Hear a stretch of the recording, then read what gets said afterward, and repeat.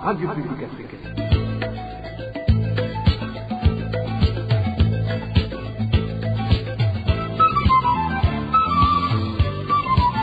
Radio Publique Africaine.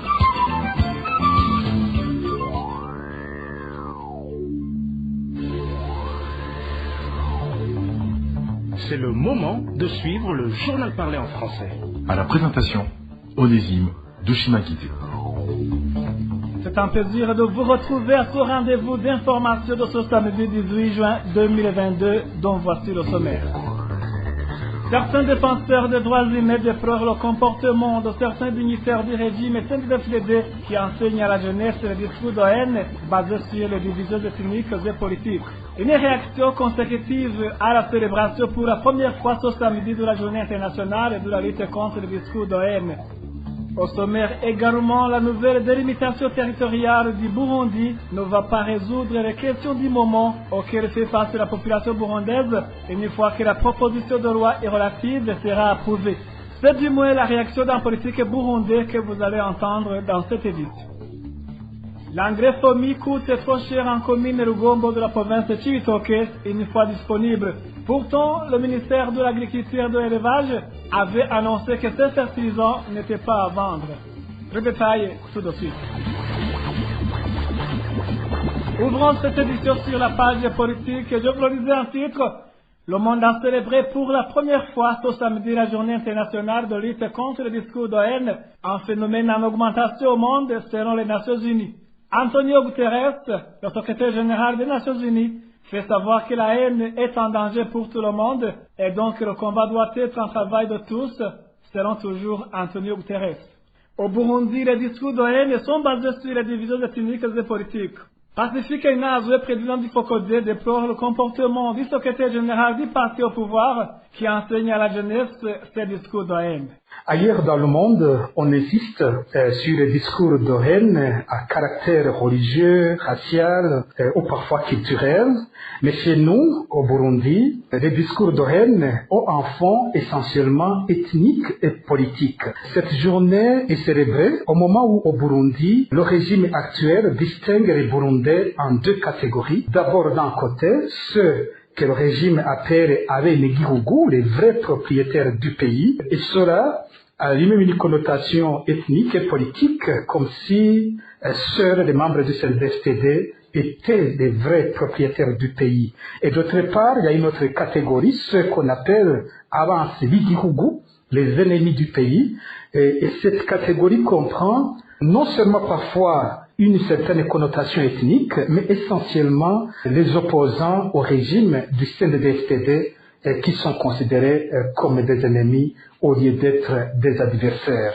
Et dans cette conception du régime, cette catégorie de ceux qui sont considérés comme des ennemis du pays semble ne plus avoir tous les droits d'un citoyen au Burundi. C'est des gens à abattre, c'est déjà à faire arrêter et à faire disparaître par le phénomène de disparition forcée, c'est des gens à torturer, c'est des gens qui ont du mal à trouver du travail dans la fonction publique, c'est des gens qui parfois, auxquels il est refusé un certain nombre de droits les plus fondamentaux dans leur pays. Cette journée arrive également à un moment où des formations exclusives sont organisées un peu partout dans le pays. Des miliciens Imbonerakure passent 5 jours dans toutes les provinces du pays à être formés. Selon le président du CNDD-FDD, ces miliciens sont formés sur l'histoire du Burundi et sur l'histoire de la lutte du CNDD-FDD.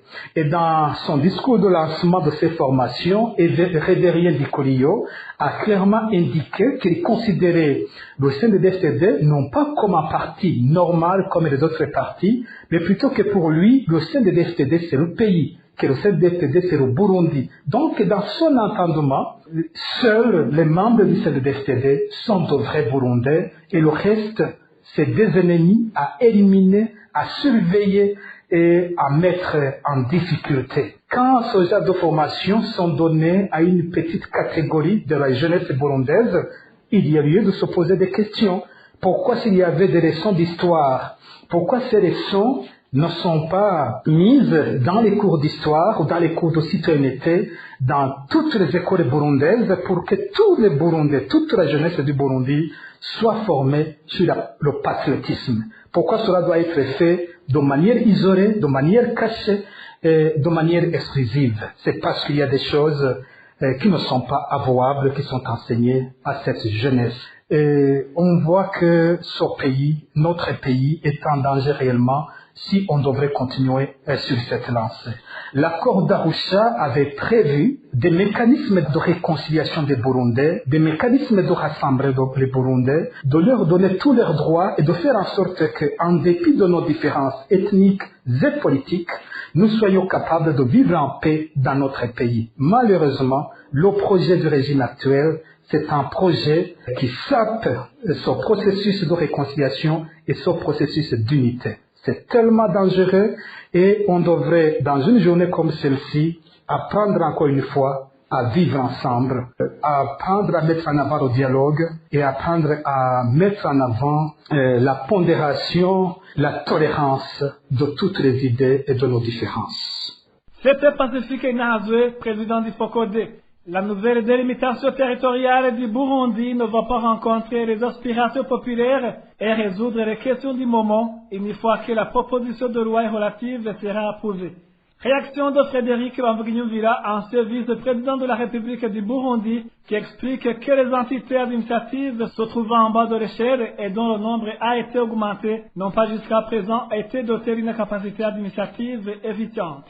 Suivez plutôt Frédéric Bamvuginyumvira, ancien vice-président de la République du Burundi. J'ai suivi avec intérêt la présentation du rapport du porte-parole du gouvernement, M. Prosper Ntahogwamiye. En fait, il nous a informé que les provinces passent de 18 à 5, et ça veut dire qu'il y a une réduction de 13 provinces. Les communes passent de 19 à 42. Ça signifie qu'il y a une réduction de 77 communes. Les zones passent de 392 à 447, une augmentation de 48 zones. Les collines passent de 2910 à 3037, avec une augmentation de 127 collines. Est-ce que cette approche politique viendra résoudre les problèmes des Burundais? Est-ce que ça vient rencontrer les attentes des Burundais?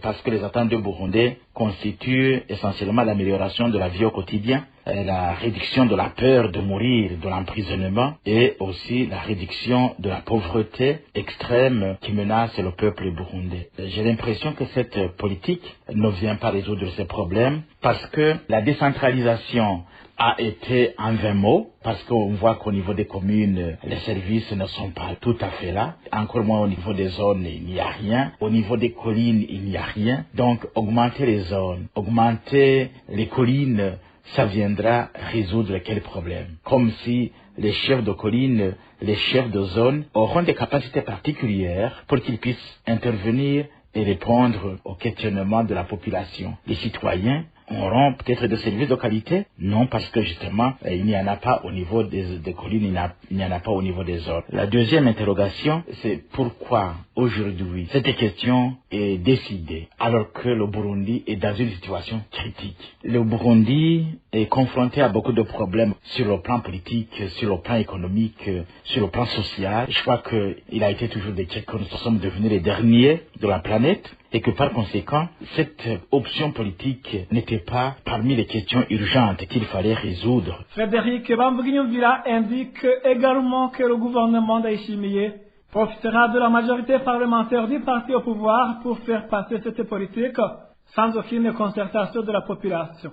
Encore une fois, Frédéric Bamvuginyumvira. Une telle décision, c'est une décision très importante parce qu'elle concerne essentiellement la vie des citoyens. Et les citoyens n'ont jamais été associés à ce débat. Et puis, pourquoi, mon Dieu, il décide comme ça au sommet de l'État, comme si tout le monde était d'accord, mais cependant, qu'il sache que cette question va impacter absolument la vie des citoyens. La pratique du CNDD-FDD, c'est que il cache toujours des projets, il cache toujours des politiques pratiquement qui ne sont pas pour l'intérêt de la population, mais qui sont pour leurs propres intérêts. Et c'est pour cette raison qu'un tel projet, c'est un projet de grande envergure et caché au peuple burundais, va être envoyé à l'Assemblée nationale qui représente pratiquement le parti politique, qui ne représente pas le peuple, va être voté, et puis le reste c'est ce qui adviendra au peuple, parce que le peuple est souvent conduit justement comme ces moutons qui sont conduits à l'abattoir. C'était Frédéric Wambugnyumvira, ancien vice-président de la République du Burundi. Après cette petite transition, nous parlons des nouvelles de la société. La carence d'engrais en commune Rugombo de la province de Cibitoke reste toujours un grand problème pour les habitants de cette commune. Une fois disponible, ces fertilisants coûtent trop cher. Au moment où les agriculteurs affirment que dans les communes, ils cultivent toute l'année parce qu'ils ont de l'eau insuffisante pour arrosage, ils demandent que l'engrais soit disponible dans les hangars pour que celui qui en veut puisse s'en procurer. Les détails avec Eric Nyonzima.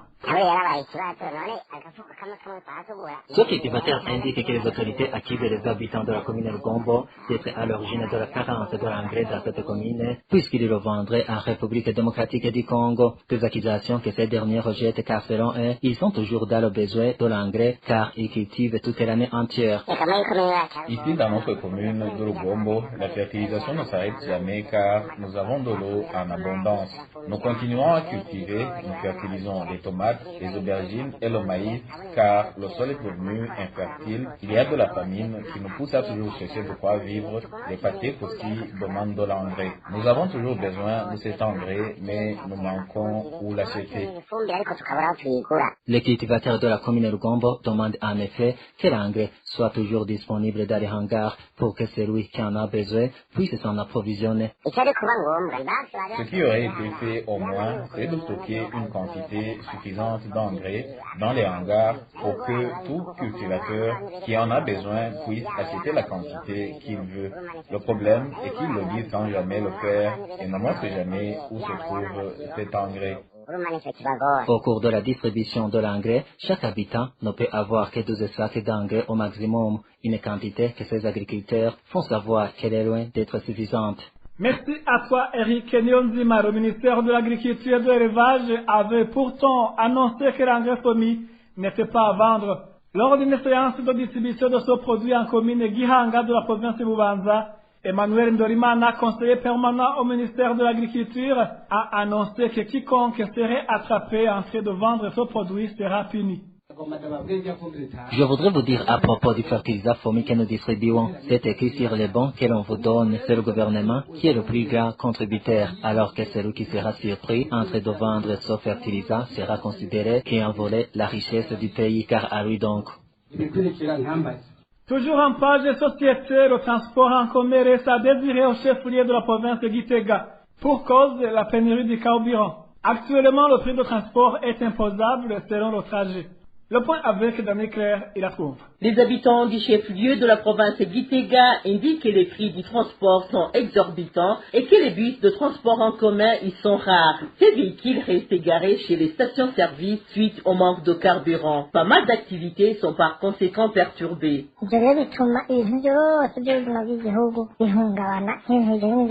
Certaines activités sont paralysées. Le transport de Gitega vers d'autres provinces n'a pas de prix fixe.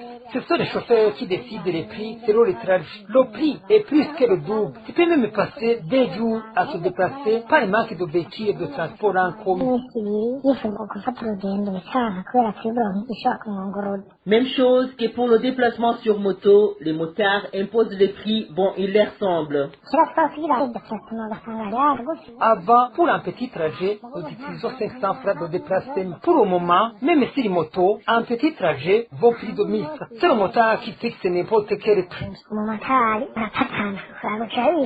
Les habitants du chef-lieu de la province Gitega demandent aux concernés de régler la situation, faute de quoi tous les autres domaines de la vie seront affectés par cette flambée de prix. Merci à toi, Dani Claire. Il la trouve toujours en province de Gitega. Il s'observe actuellement un problème de cimetière au chef-lieu de cette province. Alors qu'il n'existe qu'un seul cimetière, certains habitants indiquent qu'il reste une petite partie inoccupée et que des fois certains morts sont enterrés dans des parties où avaient été enterrées d'autres personnes dans le passé.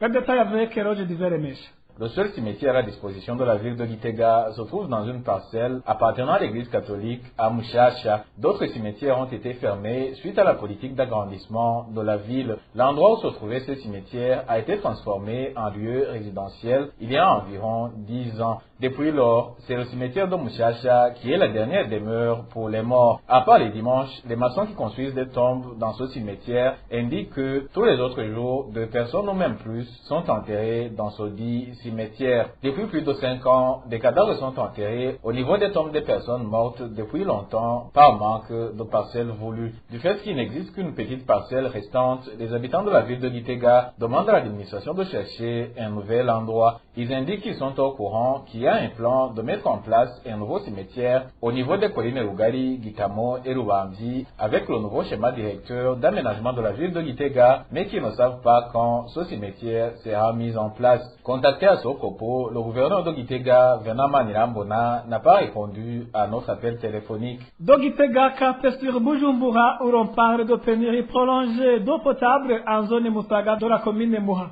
Les habitants de cette zone indiquent qu'ils peuvent passer 3 jours successifs sans apercevoir aucune goutte d'eau. En cas de disponibilité, l'on ne dit que le temps de la rose.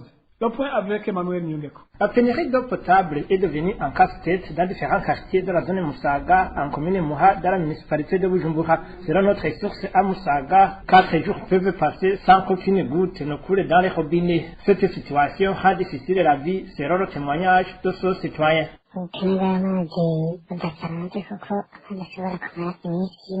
C'est une situation exceptionnelle si l'on peut durer 4 jours sans eau. Même les agents de la régie des eaux sont affectés par cette pénurie. L'eau, c'est la vie. Surtout que l'on sait que nous nous occupons des enfants et des familles. Notre source indique que si rien n'est fait dans les meilleurs délais, ces habitants risquent d'attraper des maladies mensales. C'est au moment où la population se sert de l'eau de la rivière Kanyosha. Nous sommes affrontés à des difficultés parce que nous craignons d'être affectés par des maladies liées à la saleté. Nous le disons car nous utilisons l'eau de la rivière Kanyosha et d'autres sources d'eau dans la ville de Bujumbura, dans les marais d'Omimba. Nous nous attendons dans les prochains jours à l'apparition de l'épidémie du choléra. Une fois disponible, ces habitants indiquent qu'ils ne peuvent pas s'en approvisionner pendant au moins 1 heure. Vous saurez que cette situation de pénurie d'eau potable dure depuis 2 mois. La population demande aux autorités habilitées de trouver solution à ce problème. À ce propos, la rédaction de la RPA a essayé de contacter les responsables de la régie des eaux, mais sans succès. Merci à toi aussi, Emmanuel Nyungeko. Après cette petite pause, nous ouvrons le chapitre consacré aux réfugiés. 78 Burundais qui sont dans un camp de transit à Kavimvira en RDC, près pour le droit d'asile dans le camp des réfugiés se trouvant dans ce pays. C'est au moment où ils viennent de passer 3 ans dans ce camp de transit, alors qu'ils ont déjà le statut de réfugiés. Reportage signé Marie-Ange Irakoze. Ces Burundais se trouvent dans un centre de transit situé à Uvira, dans la province du Sud Kivu, tout près de la frontière burundo-congolaise. Selon notre source, dans ce camp de transit à Kavimvira, ces Burundais viennent d'y passer 3 ans. À leur étonnement, ils étaient déjà dotés du statut de réfugiés. Ces Burundais sont au nombre de 78. Il y a ceux qui sont ici au camp de transit de Kavimvira depuis 2019. Ce sont des réfugiés et ont déjà leur statut. Ils sont installés près de la frontière d'Ogatumba. Il est incompréhensible qu'un réfugié campe près de la frontière du pays d'origine et qu'il y reste pendant 3 ans au lieu de le protéger et l'associer avec les autres dans un cas situé un peu loin de la frontière. Ils mènent une mauvaise vie dans ce camp de transit. Ils indiquent qu'ils ne trouvent pas de quoi manger, sans oublier les enfants qui viennent de passer 3 ans sans étudier. On leur a promis à maintes reprises de regagner les autres réfugiés au camp, mais en vain.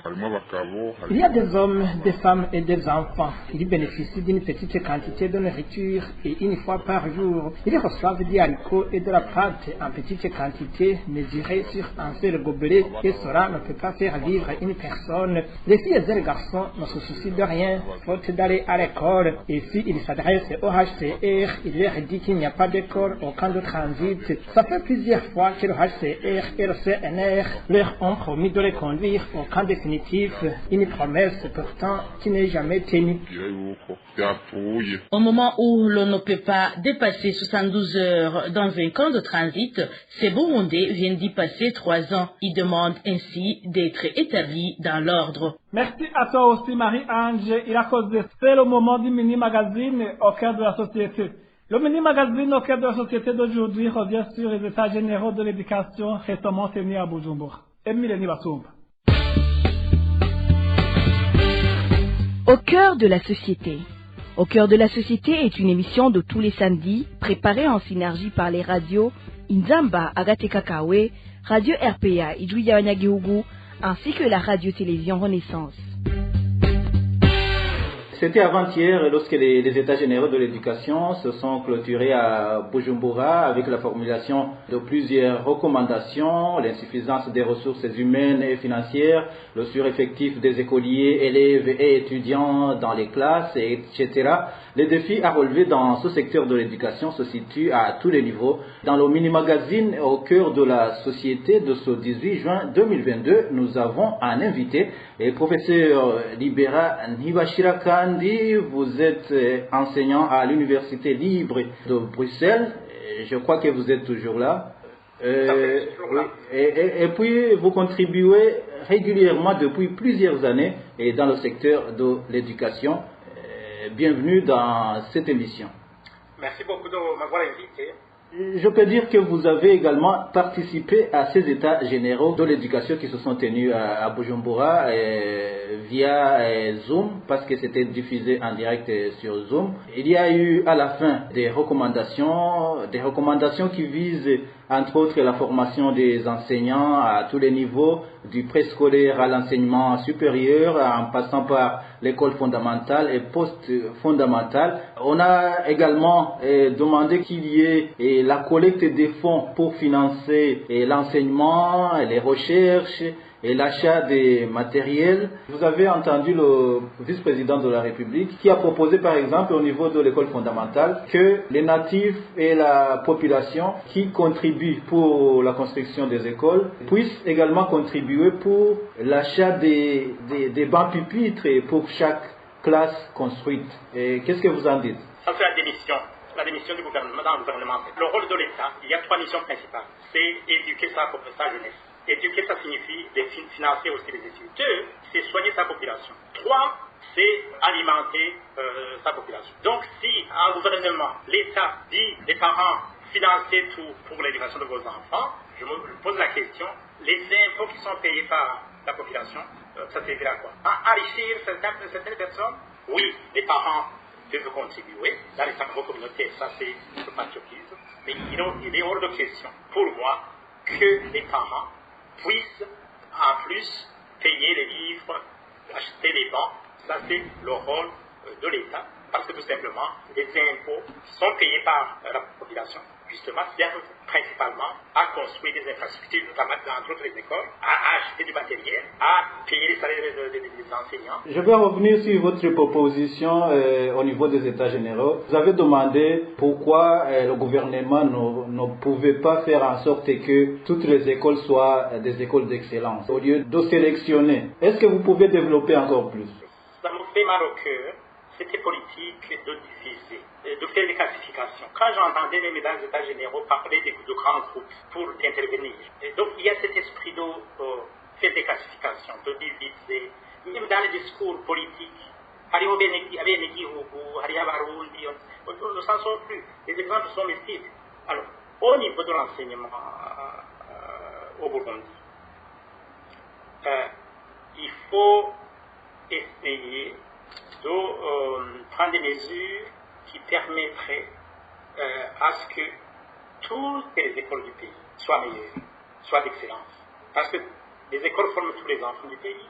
Ok, il y a des enfants qui émergent dans une classe, mais ce n'est pas une raison pour laquelle il faut les séparer des autres. Parce que dans un système éducatif, il faut cultiver l'esprit de travail collaboratif. Faire en sorte que les meilleurs remontent les moins faibles. Il faut vraiment privilégier la qualité de l'ensemble du système. Et d'ailleurs, je ne pense pas que ceux qui fréquentent les écoles d'excellence sont véritablement les meilleurs. Parce que tout simplement, les conditions de travail, ils ont tout en fait. Ils sont à l'internat, comme dans le passé. Ils ont assez de matériel, ils ont les meilleurs enseignants. Mais quand on voit les résultats, on pourrait se poser des questions en fait. Et d'ailleurs, qui sont ces enfants qui fréquentent les écoles d'excellence? Je parie que si on fait les statistiques, la majorité, ce sont des enfants, des dignitaires ou des fonctionnaires de l'État. Donc, c'est la politisation justement de l'enseignement. Et c'est triste, hein, c'est vraiment regrettable. Donc, autrement dit, il faut encourager toutes les écoles à être meilleures. Il faut donner des moyens à toutes les écoles de la même façon. Question d'équité, pas de déclassification en fait. Ça date du temps de la colonisation. Et ici, aujourd'hui, on combat comment dirais-je, on dénonce le passé colonial. Ce qui se passe au Burundi aujourd'hui, c'est même pire que ce qui se passe du temps de la colonisation. Les gens n'avaient pas le droit d'aller à Afrika.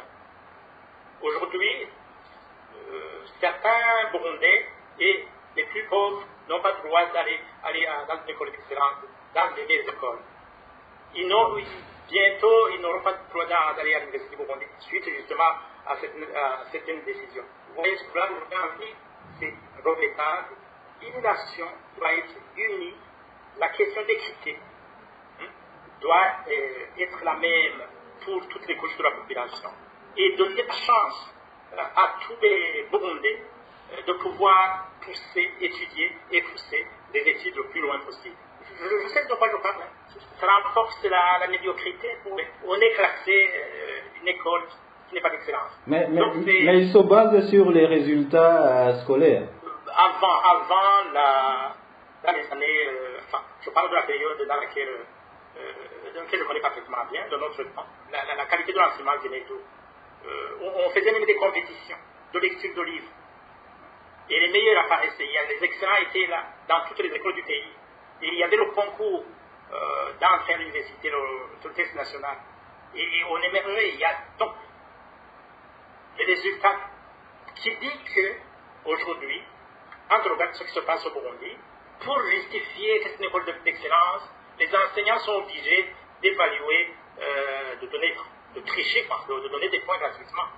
Puisqu'il y a cette mesure de fermeture des écoles qui ne font pas réussir qui n'ont pas de bons résultats. Oui, il y a des mesures contradictoires. Bon, c'est discutable. Dans ces états généraux, on a dit que les enseignants, par exemple, au niveau de l'enseignement supérieur, ne sont pas formés en pédagogie universitaire. Donc, c'est la même chose au niveau de l'école fondamentale. Les enseignants ne sont pas finalement formés à enseigner. C'est un drame, hein? C'est un drame parce qu'au Burundi, il y a des enseignants au niveau de l'école fondamentale qui enseignent des matières qu'ils ne connaissent pas, même des langues qu'ils ne parlent pas. Il y a des enseignants qui enseignent 4 langues, le français, l'anglais, le kirundi, le swahili. Il y en a qui n'ont jamais suivi un tel cours. Donc, il y a un problème de formation des enseignants. Avec justement ce discours mensonger de gratuité de l'éducation des enfants en âge d'être scolarisés, il y a cet engouement d'inscription. Donc, les écoles ont été débordées. Et le gouvernement a été obligé de recruter des enseignants qui n'ont jamais été formés.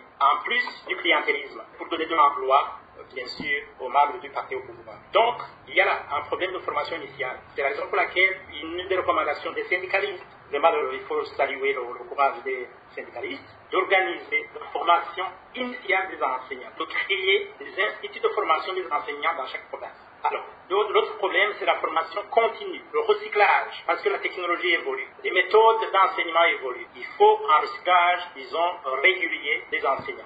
Pour l'enseignement supérieur universitaire, dans le temps, il y avait une politique qui a été initiée sous Bagaza, qui est vraiment une politique de formation des formateurs. J'ai profité de cette politique, et bien d'autres, bien sûr, tous les assistants, les meilleurs. Il y avait une rigueur dans le recrutement des assistants, qui étaient envoyés après 2 ans d'assistanat à l'étranger pour faire un doctorat. Un doctorat, un PhD, c'est-à-dire une thèse avec publication en fait, dans des revues scientifiques. Après 5 ans, normalement, on rentrait avec une thèse.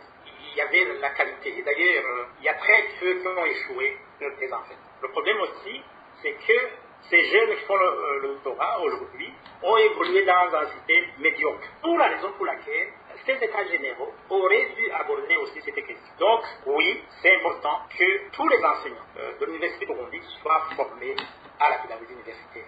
L'université numérique. Et je crois que nous tous, la majorité des Burundais, sont prêts à aider. En tout cas, mes collègues de l'université Burundi, ça c'est bien que je suis disponible. Voilà, c'est la fin de la première partie de notre émission sur les recommandations des États généraux de l'éducation. La seconde partie, c'est samedi prochain. C'était Émile Niwasumba à la présentation. À la prochaine. C'était l'émission Au cœur de la société.